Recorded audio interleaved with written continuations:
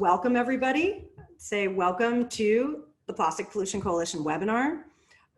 We've got you in listen only mode right now because we had so many people sign up. So we're going to ask you to be muted with video turned off unless you're a panelist or presenting.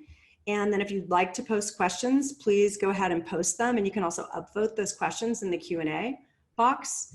And we will be recording the webinar and we'll be including resources links. So we'll be sharing those all with everybody after the webinar is completed. So again, thank you very much for tuning in and let's get started. Welcome to the Plastic Pollution Coalition webinar, Plastic Free Planet, Youth Mobilize for Change. We are bringing together through this webinar series our global coalition and community so that we can share the latest information, tips, and resources to help stop the growing plastic pollution crisis. I'm really excited to introduce Hannah Testa, who will be moderating today's panel. Hannah Testa is a sustainability advocate. She's an international speaker and founder of Hannah for Change, an organization dedicated to fighting issues that impact the planet. She is a vegan who enjoys healthy living and loves to share her passion with others. She excels at partnering with businesses and government to influence them to develop more sustainable practices. Hannah has received numerous honors and awards, including the Teen Earth Day Hero by CNN, the Young Superhero for Earth Award by Captain Planet, the Action for Nature Award International, Young Eco Hero Award, the Gloria Barron Prize, and many others. She is a board member, advisor, and youth ambassador for several organizations. She's a youth ambassador for Plastic Pollution Coalition. So welcome, Hannah. Great, thank you so much for the introduction. I'm so honored to be moderating today's panel. We're talking about youth mobilizing for change, discussing how youth activists and the youth movement as a whole are mobilizing for positive change for the planet, and also just on a policy level, which is so important because it's always great to do your part in being sustainable, but to really limit the crisis, we have to target corporations and government's lack of action to really see big change. So I'm so excited to be talking with our panelists today and talking about how age doesn't really matter when it comes to influencing policy and speaking up and being active. So I'm going to introduce our three panelists. We're going to be joined today by Xiye, Political Director for Student PIRGs. We also have Xiye Bastida, founder of Re-Earth Initiative, and Abbigail Ramnarine from the Bahamas Plastic Movement. And I'm so excited to be talking with them. Up first, we're going to listen to Dawn. She's going to do a mini introduction, talk to you a little bit more about her work with Student PIRGs. But I think right before we do that, we're going to do a poll just to see our audience and learn more about you guys, where you guys are coming from, your age. So the poll is just, we're going to have, I think, 4 questions. You'll have 20 seconds to answer them. But yeah, if we can pull up the poll. Okay, the first one is, where are you joining us from? It looks like most people from North America, a few from Europe and Africa. You got 1 from South America. That's awesome. Got quite a global group here. I'm pretty sure I just saw Crystal tune in from Sweden, so we've also got Scandinavia. What age range do you identify with? Wow, okay, a good group of 45 to 80. We also got a big group 11 through 17, so a lot of young people, but also a good amount of adults too. I'd say about almost 50-50 adults and young people. That's awesome.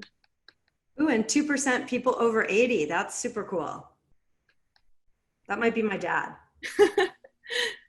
And then next, tell us more about yourself. Wow, okay, so a lot of students and concerned citizens, which is incredible, and a lot of people working for organizations, some teachers, some people working in business. Last question, what do you do to take action in your community? So I believe you can select multiple, whatever applies to you. So we got a lot that volunteer for an organization. We got a lot also under other, which is really interesting. And we got a lot of people everywhere, which is incredible. We need everyone in every level. That's great that everyone's so active. Well, awesome. I definitely learned a lot about everyone watching, and hopefully that'll help us gear our conversation to help you guys. But I'm so excited to be moderating. Our talks will be around, the webinar is going to be like 40, 45 minutes. Each panelist will have a 5-minute introduction, and then we'll have a conversation afterwards. And if you have any questions about any panelists, please ask them in the Q&A. We'll try to get to as many as possible. And up first, we're going to be talking to Dawn. Dawn's going to be telling us about the work that she does with PIRGs. So I'm the resident old on the panel. I'm a middle millennial, but I do work for an organization that is completely run and mostly funded by current college students. So I'm with the Student Public Interest Research Groups, which is a national network of student-run nonprofits right now in 16 states, working on a whole number of issues, as you can see from the slide here, ranging from stopping single-use plastics pollution to fighting hunger on campus, to, at the moment, fighting COVID-19 outbreaks and getting students registered to vote. Although this slide is kind of a lie, given the situation we're in right now. So if we go to the next slide, this is actually what it looks like on our campuses, which is a lot of Zoom. So we're all virtual right now. We do have over 1,400 interns hired this term working on all of these different campaigns, and they're just working virtually. So we are still looking for folks to get involved if you are looking for a place to, direct your time if you're a current college or university student, or a high school student who, wants to get ahead on some of these issues. A little bit about myself on the next slide. So I got my start actually as a PIRG intern in 2005, which is 15 years ago. That's wild. I mostly intended to go to law school because my parents are Asian immigrants, and that's one of the acceptable things you're allowed to do. And I thought the climate change was a problem, so I was like, I can be an environmental lawyer. That's what I can do. And ended up helping to pass one of the first climate change bills in the country in California in 2006. And came out of that experience going, I don't need to go to law school. Like, young people can organize and actually make change, as you can see from the evolution of my hair in these photos. And then worked in California for quite a while. I ran our New Jersey program for a while, and I've knocked on doors on various campaigns in 12 states in DC since 2005. So we work on plastic pollution as one of our priorities. So we can go to the next slide. And we work on a ton of issues, but single-use plastics is one of our students' priorities in the next 10 years. For these 5 reasons. It's bad. Sort of the whole gamut is bad. From extraction, so most plastics, 99% come from petrochemicals, so it contributes to climate change, to transportation, so you've got all the pipeline issues, plastic pollution and plastic use contributes to that, to production, so this is a photo here in Houston of a child in a playground right next to an ethane cracker, to human health, so each of us poops out a credit card worth of plastic every single week. And we don't have definitive studies on what that causes, but I'm just gonna take a guess and say that it's bad. All the way to disposal. So I think this is something that we all know about. Plastic pollution has been found in 100% of sea turtle species. And it's not just the plastic pollution that ends up in the oceans, right? We get plastic in incinerators, and that causes bad air quality in local areas. We get plastic that fills landfills, and that can be toxic for local frontline communities. So basically from, its conception to the end, it's bad. So what are the students' PIRGs doing about it? So if you go to the next slide, we really take the phrase, think global, act local, and we apply it to stop making and using unnecessary single-use plastics completely. So how do we do that? So if we go to the next slide, number one, we start at the campus level. So we have, just in the last 2 years, gotten over a dozen campuses that enroll more than 600,000 students to commit to not using any single-use plastics. And that's big state schools like the University of California system. They just committed last month, all the way to Durham Tech Community College, which is the first community college to make the commitment in North Carolina, not exactly a blue state, to Eckerd College, which is a tiny private college in St. Petersburg, Florida, where I live, that was the second school in the country to make the commitment in Florida. So campuses across the country are making this commitment, and that is inspiring action for cities and counties and states and corporations. So if you go to the next slide, that's the next part of our strategy. So we are working to get corporations to act. We've gotten Dunkin' Donuts to stop using styrofoam in all of their businesses. We have passed bills. So this is a picture of an fake Instagram photo from our College Park chapter in Maryland. They passed a polystyrene ban. And you can see the California team has been lobbying for SB 54 and AB 100, which unfortunately didn't pass, but it's gone farther than we have thought in the last 2 years. And we've been doing tons of service as well. So you can see we've done plastics-free seas cleanups and participated in global brand audits to figure out where the trash we're finding out there actually comes from, and then attributing it to the corporations that actually produced it. And that is a 35-foot sea turtle that's inflatable, Tizzy the turtle, not made of plastic, don't worry. And when we're back in person, she will be back on tour fighting for these single-use plastics bans. So that's some of the stuff we're doing. If you go to the next slide, this is my contact info. You can feel free to tweet at me, email me if you want to know more about our program or get involved. That's what I got. Wow, good job, Dawn. That's absolutely incredible. Just for all young people and even for college students, like that's just really inspirational to see so much change you guys are doing. Keep it up. And I also really love that you touched on how climate change and plastic pollution really are interconnected. They are the same issue. When you look at the big picture, they are really interconnected, not two completely separate issues. And speaking of climate change, I want to invite our next panelist for her introduction, Xiye Bastida. She's a teenage climate activist and created Re-Earth. So Xiye, do you want to talk a little bit about what you do? Yeah, thank you so much for having me today. Dawn, that was an incredible presentation. I'm sorry I didn't make slides because the visual aspect of it is awesome. But I do have a lot of things to tell you guys about how I got involved from kind of like a bigger perspective of the climate crisis in general to being focused on plastic as well, because I think that a lot of students are coming in through the perspective of, the planet, there's wildfires, there's floods, there's a lot of big things happening, but where can I give my time to?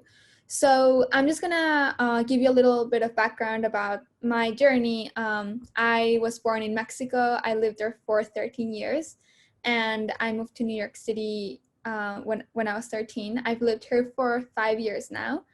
And, in Mexico, the relationship with plastic is crazy. The total amount of plastic that the country produces, 48% of that amount comes from households. So it's very cultural. And in Mexico, if you want to change something, it has to be done at the cultural level through people pushing each other, through communities talking to each other, through memes. Like that's how things work in Mexico a lot, right? And in a lot of different countries around the world. So coming from that background where everybody uses plastic every single day for the store, for, anything, literally, to coming to New York, that is a city that has a little bit more of leniency towards sustainability, was really good for me, for my perspective on how to deal with the issue. But even here in New York, a city that I don't think New York realizes the impact that it can have in the world, we're still pretty behind. So only this year we passed a plastic bag ban. Well, it's not really a ban. It's like, you pay 10 cents if you get a plastic bag. And it's not really being enforced, first of all. And second of all, people are not even told that they have the option to opt out. So they just charge 10 more cents to their bill and then give them a plastic bag. So there's a lot of things that we have to do to make sure that people have the information they need and that they are empowered to hold all of these stores accountable and the government accountable. So yeah, the reason why I got so involved in plastic also, I mean, not so like a lot of you guys I'm sure are, but one of the first things that I saw was that a lot of the statistics, like, the US produces almost 300 million tons of trash every year, and the 10 to 13% of our remaining carbon budget might be used up by plastic production. So that is just a lot and has a lot to do with how to meet our overall climate goals. And yeah, I'm really excited to, talk to you guys about the alternatives to all of this, because I think that especially with the plastic pollution crisis, is a very accessible way to change your whole mindset about what our relationship to the earth is. When we change our mindset about plastic, we change our mindset about clothing and about food and about voting and about talking to our families and communities. So yeah, I'm really happy to be here and make all of this information more accessible and empowering. Great, thank you. I mean, we're so excited to have you here too.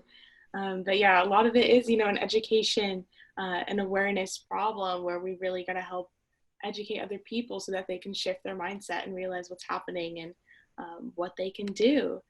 And up next we have Abby from the Bahamas, and she's going to talk how she got involved with the Bahamas Plastic Movement, which I always find super inspirational, hearing other global initiatives on the plastic pollution crisis and how it impacts you more directly. So Abby, go ahead and take it away.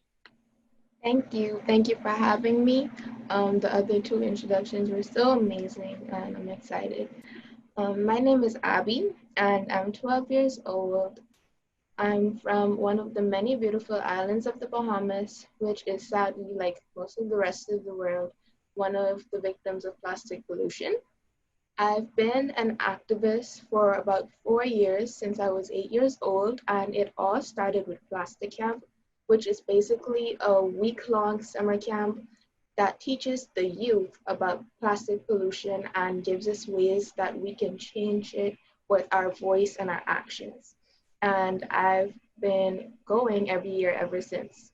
So while we were looking for resources that we can replace single-use plastics for example, t-shirt bags and bamboo straws, we realized that the Bahamas can easily go without single-use plastics, and that everything we needed was right in front of us.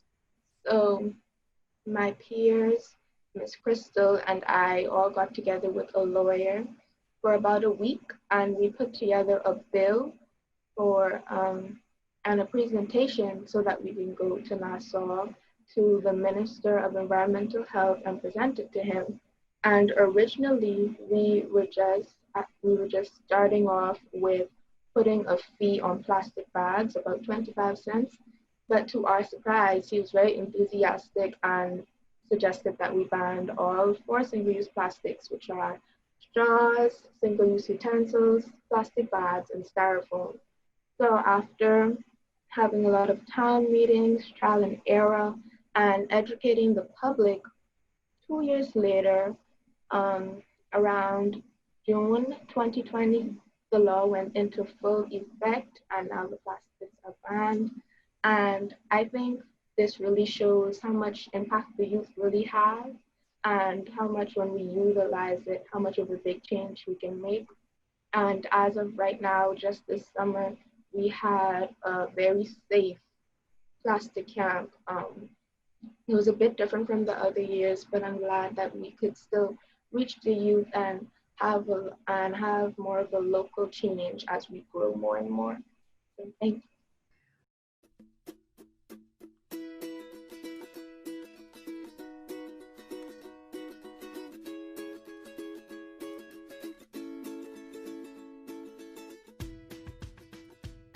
Dear Prime Minister, I am a plastic warrior with the Bahamas Plastic Movement, and we need your help to find a solution to plastic pollution. Scientists state by the year 2050, there may be more plastic in the oceans than fish. One solution is we can ban the use of plastic bags in the Bahamas, but we need your help. Dear Minister of Health, the fish are eating the polluted toxic plastic in the sea, and we are eating that plastic and fish too. We need your help. Dear Minister of Environmental Health, we collected over 2,000 pieces of plastic bags, straws, bottles, and styrofoam in under 45 minutes. We need your help. Dear Ministry of Education, We are involved with plastic pollution education, ocean conservation summer camp. We have learned about harmful impacts of plastic in our ocean.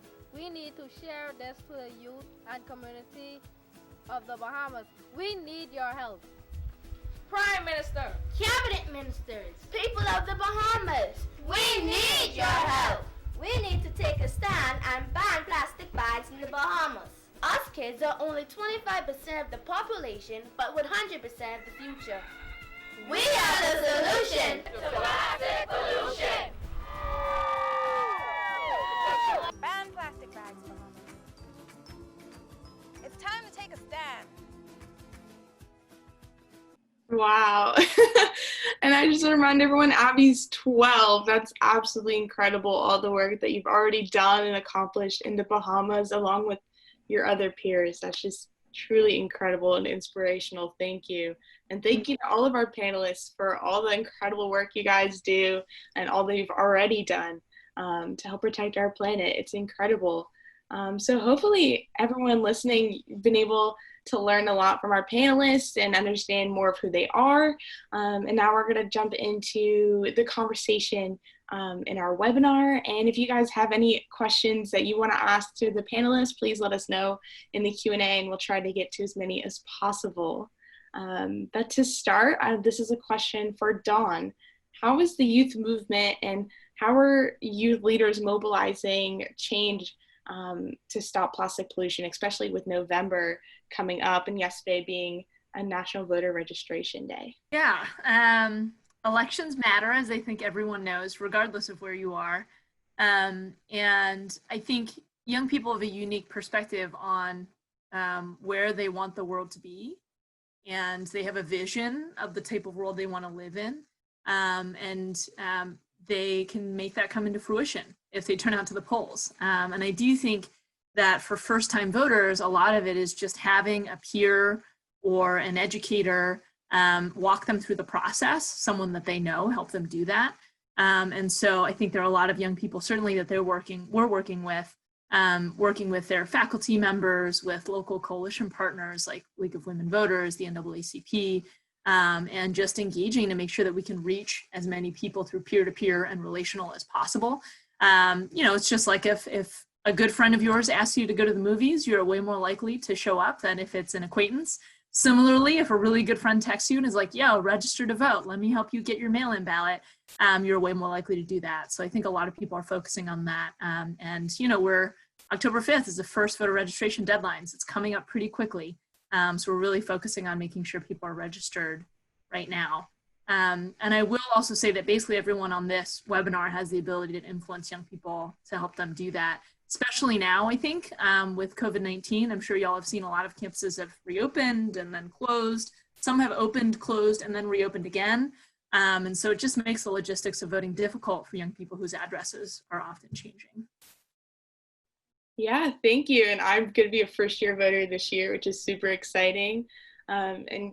Like you said, motivating and encouraging people to vote and show up at the polls is, huge. And for those that are old enough to vote, definitely safely vote this November. And for those that aren't old enough, definitely encourage, your friends and family that are able to, to show up to the polls and make their voices heard. Our next question is for Abby. How is your generation spreading awareness upon themselves, getting motivated? And this is a question we got from Ripley from Miami, Florida. Well, I know for spreading awareness, a big thing is social media and spreading it through there and, helping people learn, because people are more likely to click on a link that I post on my story than go and research. And I think a way that we can stay motivated is remembering the cause. Everybody has different causes. Usually a big cause we hear for here in the Bahamas is keeping our oceans safe for the future generations. And another cause maybe just for the people of the future and keeping our earth as beautiful as it is now. So remembering those causes can really help us stay motivated. And another way we can spread awareness is picking up hobbies that we enjoy to stop plastic pollution. For example, making jewelry out of plastic that you find out on the beach, You can make t-shirt bags and decorations, and exfoliants, and there's so many other things that you can do that you enjoy that will also has a plus of helping the environment. So Definitely, yeah, you want to make it fun, pull in, your hobbies and your interests into it where you can, and definitely being able to share it on social media, that's really impactful. Our next question is for Xiye. This is a question we got from Olivia Smith from Washington. She wants to know, what are some positive consumer habits that young people can adopt to make a difference? Yeah, so when it comes to consumer habits, it's always helpful to remember that, 71% of greenhouse gas emissions come from only 100 companies. So all these 100 companies are producing so much emissions, and that's from the food industry that uses plastic packaging. It's from the clothing industry that uses a lot of polyester in fabric. It's from all these different, areas where we buy stuff. And where we have to remember that we have power as consumers. We have the power to switch how these companies do things. And one of the main things we can do as youth is, and as people just in general, it's a lot of advocacy, contacting these companies, making them know that we are noticing that they're not really doing their job. For example, I went to this, I'm not gonna name the name, but it's this sandwich place, and it's always advertised itself as being really healthy and being really good for your body when, and they have good packaging. But I got their sandwich and it was in fact in cardboard. But then when you look at the inside of it, it has a plastic lining. So how can I recycle something that has a plastic lining inside? I'm just gonna make the whole, recycling bin useless. And you cannot expect every individual person to take out the plastic lining and then recycle this and throw out the soft plastic in the trash. But what you can do is email that company and tell them, this is not right. You are just deceiving people and you're just making us feel like we're doing enough when you are not doing enough. So it is on the consumer to vote with our money, vote, because a lot of people, like myself, I can't vote, really sadly, in this country, but I have 2 other countries I can vote in. But we can vote with our money as consumers, and that has a huge impact. Something else that we can do is change what your home looks like and what your family does, because that has a huge, like Dawn said, if you tell your friend to do something, they're much more likely to do it than if you tell a complete stranger. So I know that I got my whole school to completely stop getting coffee in the morning, because it was culture in school to get coffee with a plastic straw every single day, and everybody started getting coffee in reusable bottles, and we got the local deli to actually give us discounts for doing that. So just in your community, you can change so much, and it's up to us to be, the agents of change. Wow, definitely. You're a perfect example of it really can just take one person, to make such a big difference, even if it's something as small as plastic straws. But you can definitely make a huge impact when talking with your friends, encouraging and motivating them. But we also have such a huge power. We vote with our wallet every day. And you want to tell these businesses that they're not doing well, and how they can improve. And because they like to listen to us. Well, we hope to think that they listen to us, but a lot of times they do. And even Dawn was showing earlier that they convinced Duncan to get away from styrofoam. That's a perfect example of students joining together and being able to make such a huge change at such a big level. And we got another question from Michael. He's from Kids Oceans Day. And this, I know Dawn wanted to answer this. He wanted to know if we could talk about engaging folks to continue with not littering and work with elementary age kids. We try to give them something simple that they can do to address the global issue. So Dawn, could you talk a little bit about that, engaging especially young people about not littering? I'm gonna flip it on the head a little bit. I was really interested in this because I do think obviously it's important to not litter. We live in our communities and we should make sure they're clean places. But I think young people have a higher capacity for understanding that we should just not use the stuff in the first place. So I think that's a much more important message. Reduce, reuse, and then recycle, right? So we've had lots of stories of younger people going to the parents and being like, Mom, I can't believe you're killing sea turtles with that plastic bag. I can't believe you're doing that. And just going like, here are the 5 things that you could have at home that you could replace with something else. I think that's actually a much better message for young people and elementary school kids, because one, they can understand what the alternatives are, and we need the next generation to understand the message that like we just got to stop it from the source.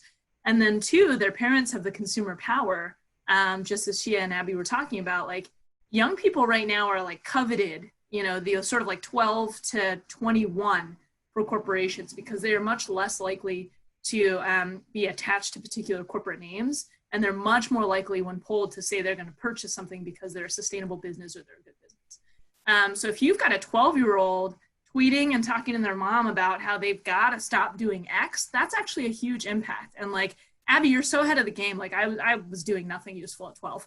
But, you know, we got to inspire more young people at that age to be doing that, because you can make such a bigger impact by getting the parents to change, and just by using the young people's own consumer power, because corporations think that demographic is just coveted. I love that. Yeah, I definitely love, you know, talking more about stopping at the source. You know, littering, definitely talk about don't litter, but we really want to mainly talk about not using at the source so that littering wouldn't even be a problem in the first place. Our next question we got from Seema, I believe is how you pronounce it, from Vernon Hills. I want to direct this more to Abby. How do you get youth involved in local environmental groups? I think when involving youth in local environmental groups, you have to introduce it in a way that would intrigue them. So like a fun learning experience.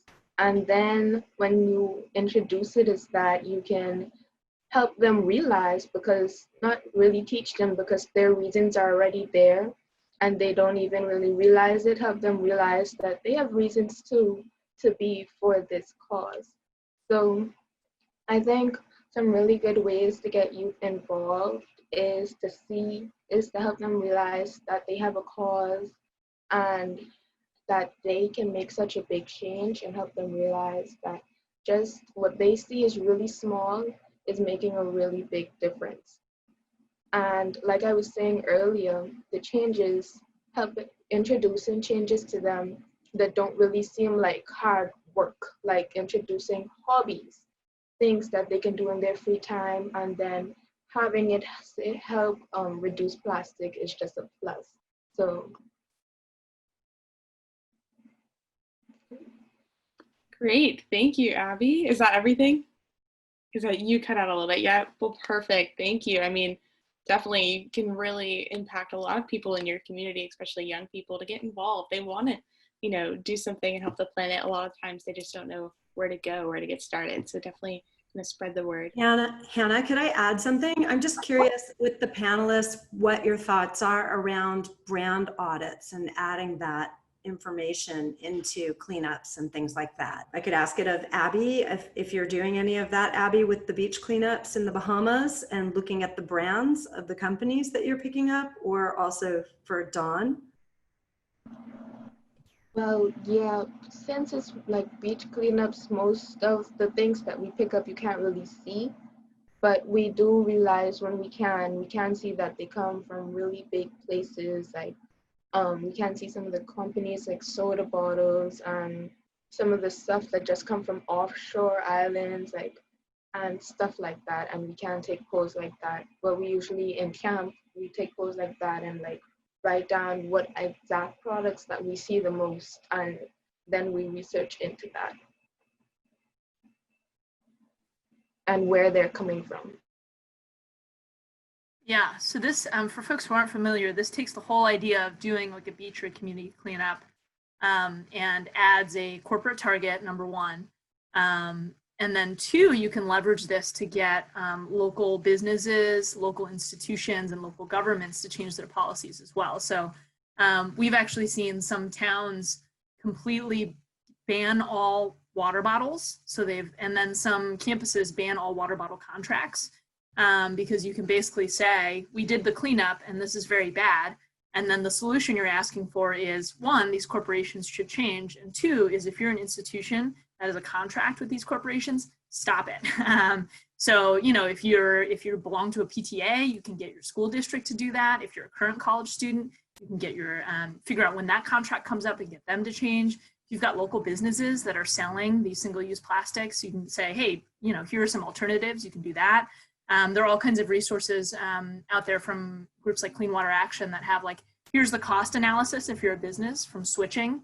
And it's actually a lot more cost effective to switch to reusables or non-single-use plastic. So you basically do a regular cleanup, figure out where the trash came from, and then, you know, do your ask from there. Great tactic. Yeah, thank you for asking, Deanna. But yeah, doing a brand audit, putting a name on it definitely is a lot more impactful than just finding the litter that you get. We are running out of time, so I'm just going to ask a few more questions. This is one from Diego, and this is directed to Xiye. What do you think is the best way for Mexico to get rid of single-use plastics for good, taking into account the great corruption and dependency on fossil fuels? There's a lot of work to be done in Mexico when it comes to single-use plastics. As I mentioned before, 48% of it comes from households and 49% of it comes from restaurants. So, you know, half of it is families' cultures or what they were, because that's not like original culture, right? That's like what we were told to do or how to behave in just the past few decades. And when it comes to restaurants, you know, it's so easy, not like so easy, but it's much more accessible to just tell a restaurant or tell a city to ban styrofoam, to ban plastic utensils, to ban plastic bags. You know, those are things that are possible, and all of those are things that can be included in policy. And only 3% of single-use plastic comes from hospitals. And in hospitals, you actually do need plastic because it's for, you know, health reasons, to not get things mixed up or people infected. But it's just 3% out of the 100% that comes from consumerism. And in Mexico, the thing is that it's also talked about, you know, we should recycle. And when you recycle, you are not really ending the cycle of plastic. It's just gonna end up in the ocean again or end up in landfills again. So as Dawn said, I think we need to change the framework to refuse, rethink. Do I even need this? Not recycle, reduce is like more R's, you know? Just rethink, do I really need this? Refuse, I don't need this. And then reuse, and then reduce, and final recycle. Recycling should be our last resort. And I think that specifically for Mexico, that really needs to be part of the conversation, and changing people's cultures before we can target, you know, while targeting all sectors. Yeah.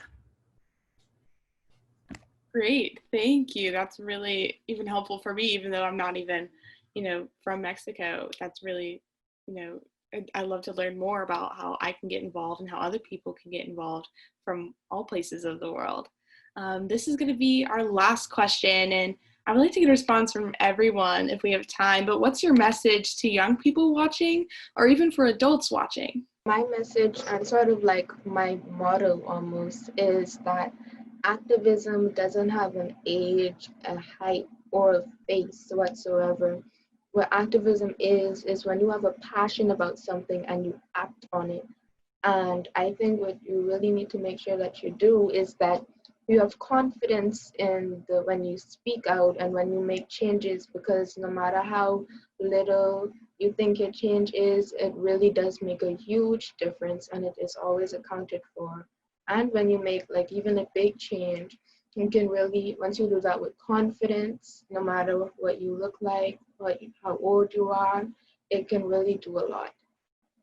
So that's my message to the youth and the adults. Yeah, I thank you, Abby, for saying that. I think that a lot of people don't, you know, have a meaning for activism, and activism is acting upon something that you care about.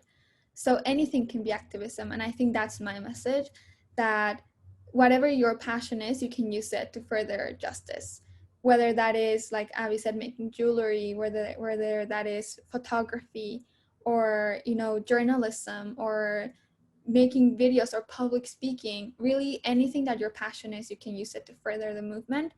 And the second thing that I would say is make sure that your activism is intersectional. Make sure that you recognize the effect that plastic has on human health and on animals and on the ocean, because the solution to one thing can be the solution for many things. So yeah, follow your heart, follow your passion. That's also gonna make the world a better place. And I would say that I think most folks on the most participants are already doing the things in your personal life. You're probably already registered to vote. You're probably doing, like, calling your elected officials. You sign petitions. You know, a lot of you do volunteer. I would just encourage folks to pick one winnable campaign that's local, because every single statewide or national campaign that we literally have ever won in the last 49 years as a national organization has started with some campus pioneering it, some smaller city, some sports team going, hey, let's just use reusable cups instead of something else. And you look at the California bag ban, the first state in the country to ban bags, and we had to pass 140 city and county bans before the statewide ban passed. The statewide ban failed for like 14 years in a row because not enough cities had done it. And if you're looking at your city council or your county council and going, I don't think it's possible for them to pass extended producer responsibility or, you know, ban all bottle contracts with the city, then look smaller, look to your school district, look to your local business that you have a relationship with, look at your college campus. That's a place where you may have more leverage as a local citizen, because I think we get kind of overwhelmed by the fact that we use so much single-use plastics in the world, and it's a huge and overwhelming problem, certainly for me some days. But, you know, if I just look at every single winnable campaign that we have in every community that we have across the country, in the 16 states that we have, it all adds up to being able to actually tackle the issue. So if you all do that in your local communities and you all win that thing in the next 3 months, the next year, it gives us the ammo to pass those bigger state and national bills that we need to actually tackle the problem long term. So just pick your local campaign and actually win it for us. Incredible messages from all of our panelists. Thank you so much. Thank you, Dawn, Xiye, and Abigail, for those really empowering messages to really end off this webinar on such a high note. Hannah, what would your message be? Oh, now you're putting me on the spot. I mean, I definitely agree a lot with Abby. That's usually what my message is that, you know, age is really just a number, that, you know, don't let challenges stop you, because you will face inevitable challenges, whether it's, you know, your own personal fears or external challenges like the plastic lobby, or a fear of, you know, not being accepted by peers, not having the time, things like that. Don't let those challenges and obstacles really stop you. Keep going, keep persevering, and once you really have faith in yourself and you find, you know, your people and your support system to really keep you going, and really have a why, as like why I want to keep doing what I'm doing, really have that, you know, in the back of your pocket to always remind yourself why you're doing the work that you're doing. That'll definitely, you know, push you as far as you can to keep doing the work that you're doing and motivate you to do as much as possible. And what about you, Deanna? Do you have one to close off? Yeah, I think, you know, I keep it in my heart. I keep that, you know, that direction that we're going. And I do look at things as a challenge and not as something that is really a block that's going to completely block you. I think it's because I'm an artist. I look at something and I go, okay, well, it's a little bit of a challenge, but, you know, it's a small giant mountain in front of us, but can we go over it? Can we go around it? Can we dig a hole under it? Can we go through it? Can we scale up the sides of it? Can we take a hot air balloon and go, I like thinking about different kinds of solutions. And I feel like I learned so much from you, Hannah, and from you, Xiye, and Dawn, and from you, Abby, and the Bahamas Plastic Movement, and, you know, Kukua, and all of the great groups that are working with young people, Captain Planet, to engage young people, but really empower them and help lift up your voices, because we're all here. And, you know, we're the old guard. I'm the old guard. And we turn it to you guys because you're the future and you're the next group of voters and this is your world. So, yeah, I guess, I don't know. Yeah. No, thank you. And I definitely want to add that even just for adults, like you are really impactful, you know, in youth activism as well, even though you may not think you are. Like I would not be where I am today without the support of my parents and family and the other adult mentors in my life. Having, you know, different adults really encourage me and motivate me and also help me along the way, you know, it made such a huge difference. So for all the adults listening, if you see young people speaking up, taking action, support them and encourage them. Don't be another roadblock for them. Really help them along the way because they need it. We definitely need it. So thank you for all the adults that are already doing that. And thank you to all the young people that are as well. And if you're not already, hopefully this is your chance to start and start today, because there's so many young people that need help and there's so many issues that need help, and don't be afraid to speak up and take action on it. But I'm leaving this webinar really inspired from our 3 panelists, and I'm really excited, you know, to see what comes next from our 3 panelists. Do you guys have any future goals or plans coming up that you guys want to share? I'll say if any of y'all know college students who are looking for something to do in their new remote learning world, or high school students doing the same, you can feel free to send them to us. We are still hiring interns and volunteers, and I'll just drop the link to our website in the chat. I'm gonna get something to show you guys for a second. Give me 1 second. Okay, so I just wanted to share with everyone that All We Can Save came out yesterday. It's an anthology by 60 women who work in climate.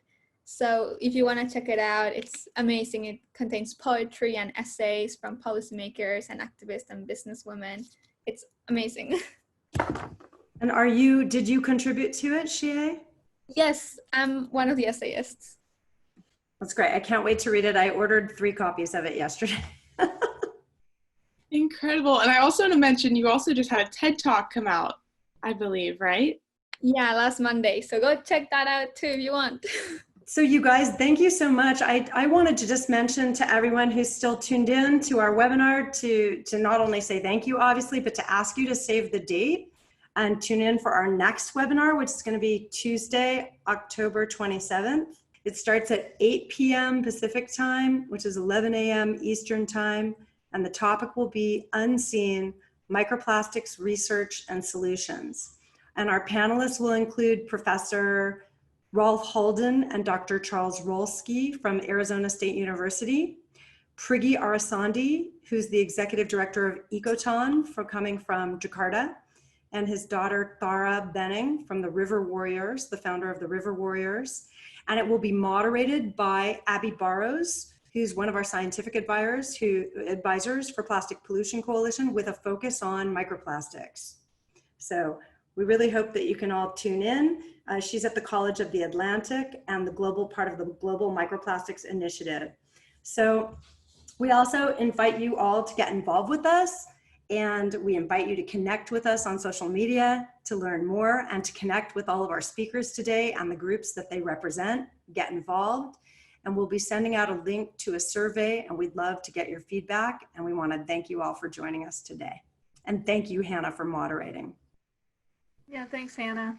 Of course. Thank you guys. Okay, well, you guys made me all feel really good. I just feel I feel like I'm in good hands with all of you. So I'm very grateful. Thank you.